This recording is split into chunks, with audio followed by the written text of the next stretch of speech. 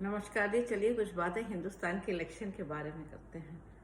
Election हो रहा है। I think I am not sure मई और जून वोटिंग की लास्ट डेट है और जून के फर्स्ट वीक में रिजल्ट आ जाएगा। तो I keep eye on that, but I am not very sure on dates because I am not going to vote. I live in US, but I keep always eye what INDIA गठबंधन, what BJP is doing, what Miss Mayawati is doing and all that. तो सभी का, लोगों का कहना है कि महंगाई बहुत ज़्यादा है।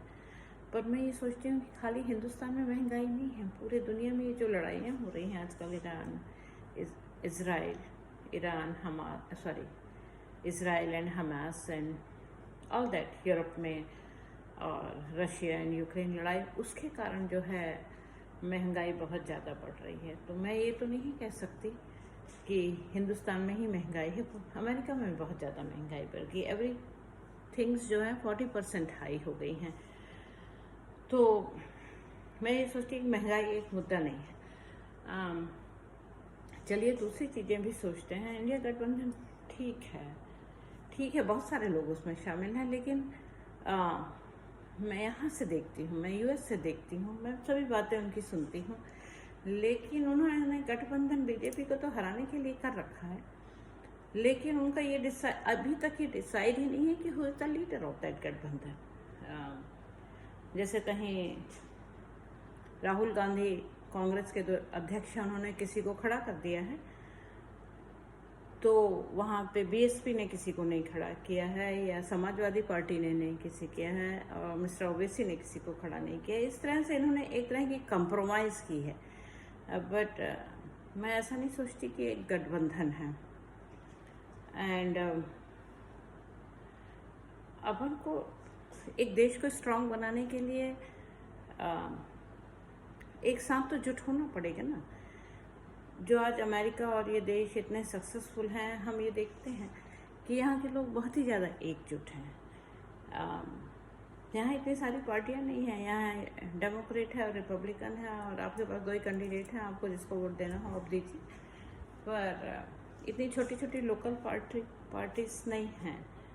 तो इट्स माई पर्सनल ओपिनियन कि इस तरह से छोटी छोटी पार्टियों से बहुत प्रॉब्लम होगी। आप एक बड़ी पार्टी बनाइए और अपने हिसाब को बहुत क्लियर रखिए। और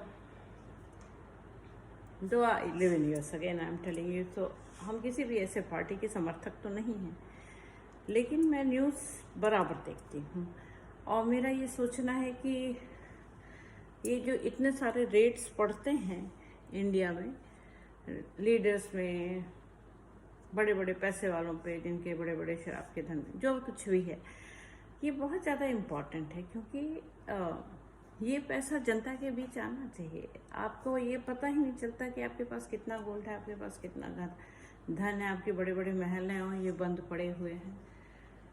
तो जो प्रेजेंट सरकार कर रही है, ये तो बहुत ही अच्छा कदम उठा रही है कि जो पैसा है वो पूरा मार्केट में आ रहा है।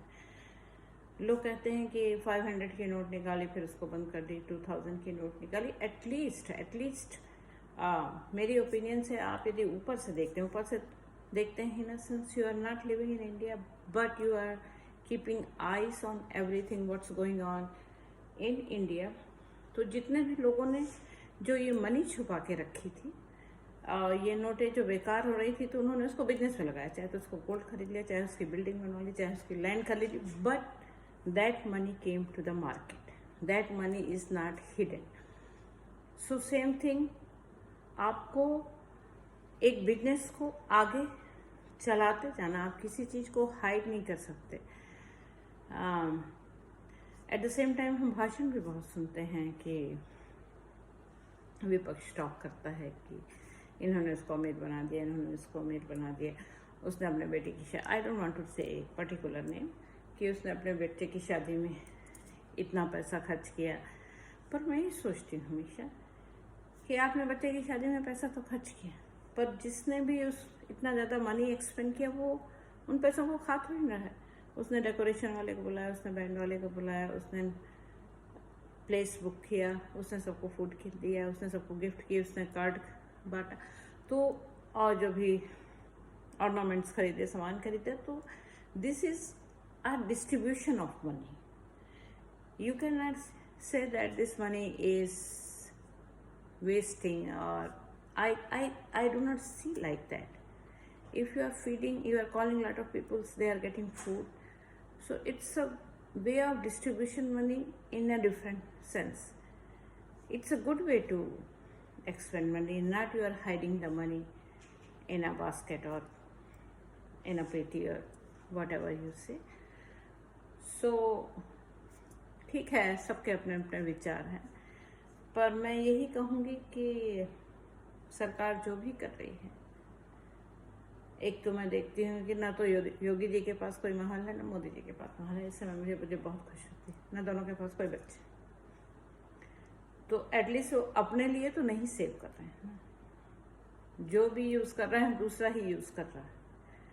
पर कम से कम आपको इतना तो स्पष्टवादी होना चाहिए कि आप एक छोटे से घर से आते हैं, आपके पास 2 bedroom हाउस है, and now your house look like a palace. It's too much. Where this money is coming from, you should think of, and at least government is thinking in some way. So I think public should realise what is the source of income, how these people get rich within 5 years.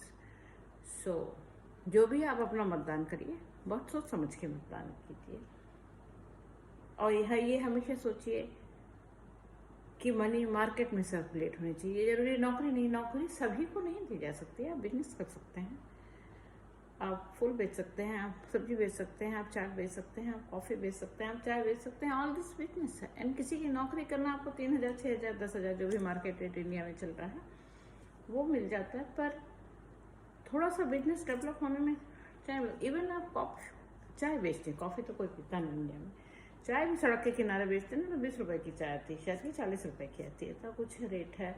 और 10 cup भी आप अच्छे साफ़ सुथरे clean cup में चाय बेचेंगे तो 400-500 रुपये बहुत होते हैं। और आप एक प्यून की नौकरी में भी 400-500 रुपये नहीं पाते हैं 10 कप में। एक बार भी कोई आते हैं तो 3-4 कप चाय तो पीते हैं, तो कम से कम 40 कप बिक जाती है। उसके साथ थोड़ा समोसा रख लीजिए, तो at least you should find out, not every time blame the government, they are not doing. Road बनवा रही, सड़क बन रही है, तो गवर्नमेंट थोड़ा के बना रही है, पब्लिक ही तो काम कर रही है, they are making money. So stay with the government and let's see how it works. See you soon. Thank you.